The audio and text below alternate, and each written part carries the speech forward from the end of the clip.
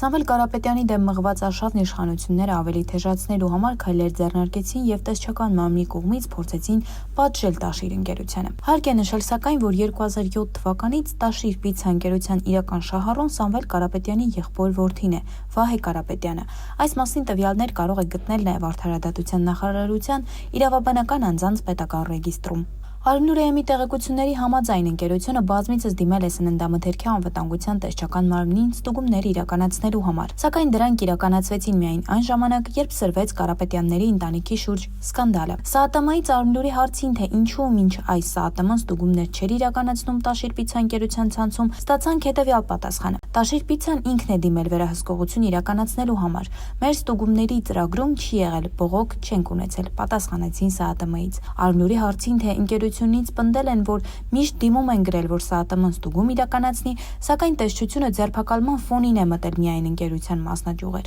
ՍԱՏՄ-ից հարցը թողեցին անպատասխան։ ՍԱՏՄ-ից տեղեկացրին նաև, որ այժմ եւս 15 մասնաճյուղի ստուգումը շարունակվում է։